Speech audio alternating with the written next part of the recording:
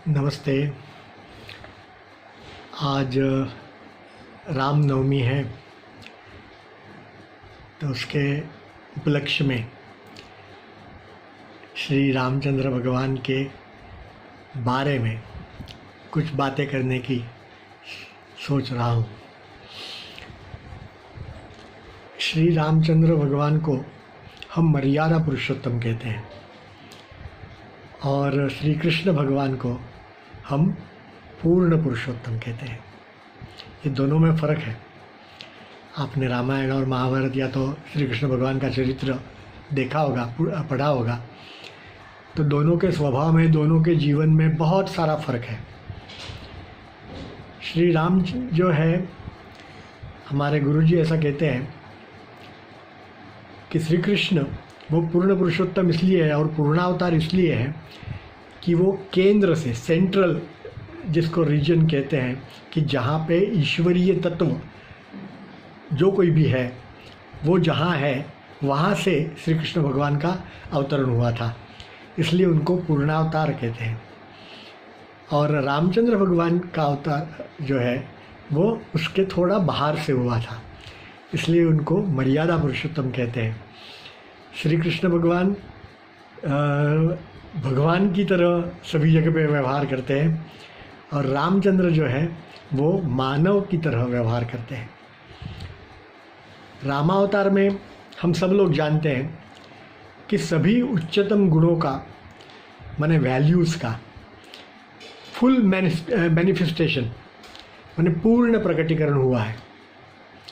मानवीय भावनाओं का उदात्तीकरण, माने ग्लोरिफिकेशन, और ये सारे गुण जो है ना वो उच्चतम स्तर पर वहाँ पे उनके वहाँ मौजूद थे। आदर्श, इसके ऊपर अब कुछ नहीं हो सकता, यही आदर्श है हमारा। ऐसा जो कुछ भी होता है वो रामायण में आता है।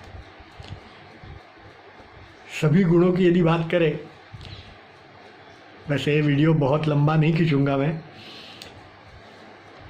तो सबसे पहला गुण है प्रेम, जो मानवीय जीवन के लिए बहुत ही अति आवश्यक ऐसी चीज़ है। जीवन में यदि प्रेम नहीं है तो जीवन में कुछ नहीं है। वो जो प्रेम भाव है वो रामायण में या तो रामचरित में सभी जगह पे बिल्कुल कूट कूट के भरा हुआ है, ऐसा हम कहेंगे तो चलेगा। राम लक्ष्मण दोनों के बीच का प्रेम, राम सीता दोनों के बीच का प्रेम। सीता का जब अपहरण हुआ तो उस समय राम जी के मन की विह्वलता, वो जो क्राइंग है अंदर से, बिल्कुल रोना है, रुदन है, उसका मैनिफेस्टेशन उन्होंने जो किया है रामायण में, वो प्रेम भाव का प्रतीक है।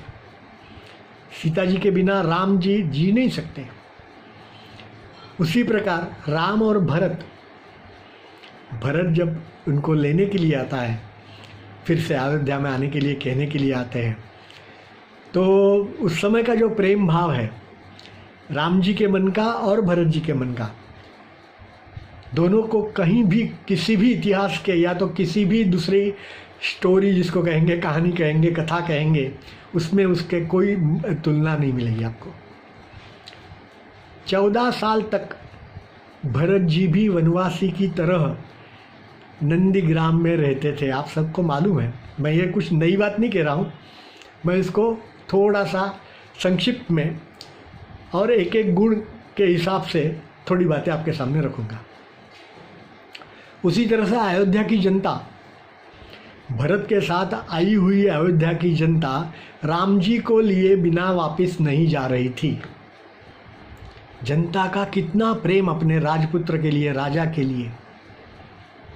तो आपको मालूम है कि वो वापस नहीं जा रहे थे, इसलिए जब रात हुई सब सो गए तो राम, लक्ष्मण और सीता जी वहाँ से धीरे से खिसक लिए और आगे अपने प्रवास के लिए आगे चल पड़े, क्योंकि वो जनता ने तो जग जाएगी, तो वो जाने नहीं देंगे। लक्ष्मण और सीता, राम जी को वनवास हुआ था लक्ष्मण जी को नहीं, सीता जी को नहीं, फिर भी उनका राम जी के प्रति प्रेम, भक्ति, समर्पण, उन्होंने भी खुद ने वनवास स्वीकार कर लिया और 14 साल जो कुछ भी तकलीफ़ें वनवास में उठानी पड़ी वो सारी हंसते खेलते उठाई। त्याग, राम, लक्ष्मण, सीता, भरत, शत्रुघ्न, हर एक का त्याग।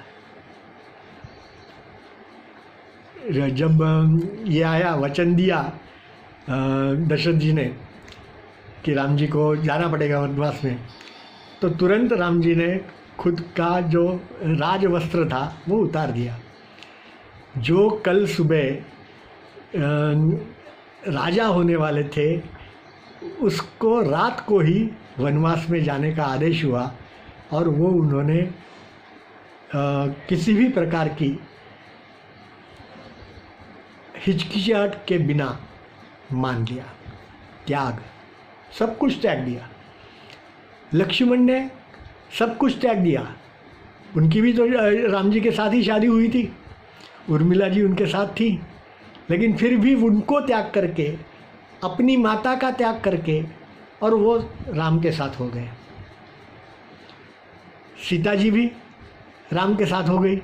उन्होंने भी अपने जीवन का, वो भी तो एक राजपुत्री थी, इतने साल तक राजभवन में रहते हुए उन्होंने वनवास का कभी अनुभव नहीं किया था। वहाँ की जो तकलीफ़ थी वो कैसे सहन करेंगी कुछ मालूम नहीं था, फिर भी त्याग।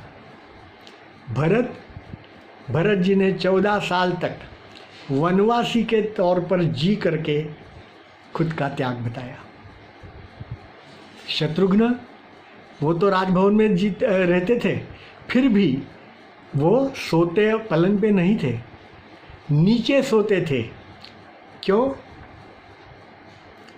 उनके भाई राम, लक्ष्मण और भरत तीनों नीचे ज़मीन पे सो रहे हैं, दर्भ आसन के ऊपर, माने घास जो होता है, ग्रास, उसके आसन के ऊपर उन्होंने भी 14 साल उसी के ऊपर सो करके बिताए। कितना त्याग, माने अनलिमिटेड, जिसको कहते हैं ना कि इसके ऊपर अब कुछ नहीं हो सकता, ये उच्चतम आज्ञाकारी का। दशरथ जी ने आज्ञा की, कैकेयी की आज्ञा थी, माता की आज्ञा थी, राम जी ने सब कुछ छोड़ दिया और तुरंत वन की ओर निकल पड़े। भरत जब राम जी को लेने के लिए वापस आए तो राम जी ने ना बोला कि मैं वापस नहीं आ सकता, क्योंकि मैंने वचन दिया है और पिताजी ने जो वचन दिया है उसका पालन करने की मेरी जिम्मेदारी है, मेरा कर्तव्य है, इसलिए मैं वापस नहीं आ सकता। भरत जी मान ही नहीं रहे थे, लेकिन राम जी को भरत जी का उनके प्रति प्रेम मालूम था, तो उन्होंने आखिरी में क्या कहा कि मुझे तो नहीं आना है, फिर भी यदि भरत कहे तो मैं आ सकता हूँ। अब गेंद जो था वो भरत जी के पास था, लेकिन फिर भी भरत जी ने कहा कि नहीं, आज्ञाकारिता, राम जी की इच्छा नहीं है, वो जो आज्ञा करेंगे वही होगा। और उनको बिना लिए उनकी पादुका सिर्फ लेकर के, खड़ाऊ लेकर के, और वो वापस चले गए। मातृभक्ति, भ्रातृभक्ति, पितृभक्ति, ये तीनों गुण जो है उसका कोई सीमा नहीं उनकी। मातृभक्ति के तौर पे जो ऐसा कहा जाता है कि जब भरत जी साथ में लेने के लिए आए तो तीनों माताएं भी साथ में आई थी। तो कौशल्या माता और सुमित्रा माता आगे आई और राम जी को आशीर्वाद दिया वगैरह वगैरह। तो राम जी ने पूछा कैकेयी माता कहाँ है? तो दूर खड़ी थी। राम जी तुरंत दौड़ते दौड़ते गए, उनको चरण वंदन किया और कहा, माता आप मुझसे रूठ गई है, मैंने तो आपका जो वचन था उसके पालन करने के हिसाब से मैं तो वनवास में आ गया हूँ, फिर मेरे प्रति ये प्रेम का अभाव क्यों दिखा रही हैं आप? अब जिस माता की वजह से राम जी वनवास में गए, उन्हीं के प्रति ये मातृभक्ति क्या कहती है आप बताइए? पितृभक्ति। दशरथ जी का वचन था तो वो तो छोड़ नहीं सकते, तो इसलिए वो तो पालन करना ही है। दशरथ जी ने तो आखिरी में ये भी कहा था कि मैंने तो तुमको राजा घोषित कर दिया है कल, तो अब तुम राजा हो और तुम मेरी आज्ञा का पालन करने के लिए बाध्य नहीं हो। तुम कह सकते हो कि मैं नहीं आज्ञा पालन करूंगा, चलेगा, कोई पाप नहीं लगेगा। लेकिन राम जी ने कहा नहीं, पिताजी की जो आज्ञा है उसका पालन होना ही है, वो मेरा कर्तव्य है। भ्रातृभक्ति तो आपने देखी ली। लक्ष्मण, भरत और शत्रुघ्न राम जी के लिए कितने समर्पित, उनके प्रति कितना आदर भाव, कितना प्रेम भाव। भक्ति, हनुमान जी की भक्ति पूरे रामायण में ठूस ठूस के उसके उदाहरण आपको मिलेंगे। इस प्रकार की भक्ति हम यदि ईश्वर के प्रति दिखाएंगे तो ईश्वर का दर्शन जरूर हो सकता है। ईश्वर प्राप्ति के लिए ये भक्ति तो ही चाहिए, और भक्ति माने समर्पण, पूरा समर्पण। आप किसी भी संत महात्मा का जीवन देखिए, ईश्वर के प्रति जो समर्पण उनका था, उसी के बदौलत उन सबको ईश्वर का दर्शन हुआ और ईश्वर प्राप्ति हुई। समर्पण के हिसाब से तो मीरा जी ने विष का प्याला पिया था। समर्पण के हिसाब से नरसिंह मेहता ने अपने दोनों बच्चों के, एक लड़का एक लड़की, दोनों के विवाह की पूरी जिम्मेदारी श्री कृष्ण को दे दी थी और उन्होंने उसका पालन किया। तुलसीदास, सूरदास, कबीरदास, उनका जो समर्पण था, तो भगवान खुद उनके घर पे काम करने के लिए आ रहे थे। आप सबको मालूम है, हमारे महाराष्ट्र में तो ऐसे कितने सारे संत हो गए कि जिनके यहाँ खुद भगवान आकर के काम कर रहे थे और उनको मदद कर रहे थे। तो ये भक्ति सभी के लिए बहुत आवश्यक है। जो जिसका उदाहरण जो है, आदर्श जो है, वो हनुमान जी है। उसका भी एक उदाहरण आपको मालूम है कि हनुमान जी ने खुद की छाती चीर करके दिखा दिया कि छाती के अंदर सिर्फ राम और सीता है और कुछ नहीं। भक्ति का उच्चतम, अत्युच्च उदाहरण। सामाजिक समरसता। राम क्षत्रिय थे, राजा थे एक राज्य के, फिर भी केवट के साथ उनका व्यवहार कैसा था, निषाद के साथ कैसा व्यवहार था, शबरी के साथ कैसा व्यवहार था। बाद में जो वानर सेना तैयार हुई वो सारे वंचर थे, उनके साथ कैसा व्यवहार था।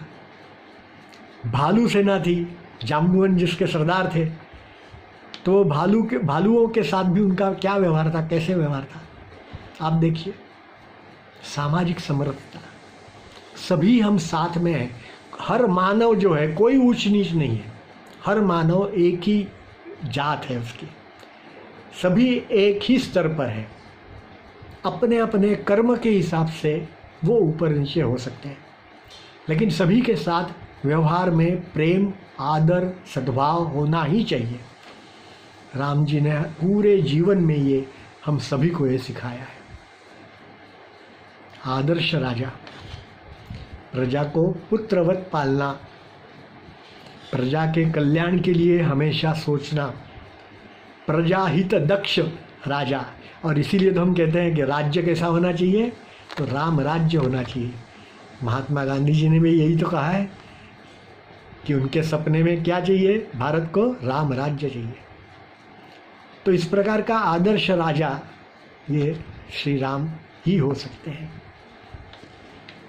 मित्रता, सुग्रीव और विभीषण के साथ जो मित्रता का भाव राम जी ने निभाया है, उसकी तुलना और कहीं कर सकते हैं क्या?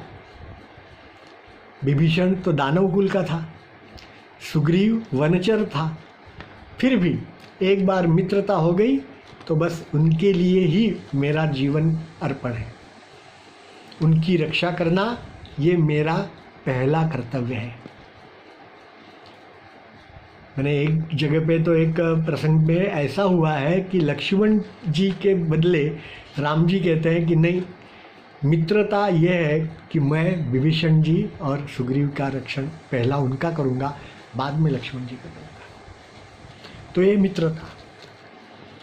तो इस प्रकार के उनके इतने सारे बाद में शिष्योत्तम जिसको कहेंगे, आप सब लोग जानते हैं, वशिष्ठ और विश्वामित्र के पास से उन्होंने जो कुछ भी सीखा है और जिस आज्ञाकारिता से, जिस समर्पण भाव से, जिस आदर के सम्मान के साथ उनके साथ वो पेश आए हैं, उनके साथ व्यवहार किया है, और बाद में पूरे वनवास में जहाँ जहाँ भी गए, जो जो ऋषि मुनि मिले, उनसे भी उन्होंने काफ़ी कुछ सीखा।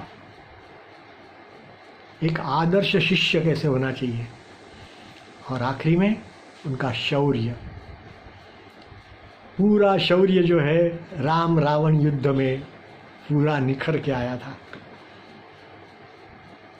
32 दिन या ऐसा कुछ राम और रावण दोनों के बीच का युद्ध इतना हुआ, और 87 डेज टोटल पूरी सेना का युद्ध हुआ था।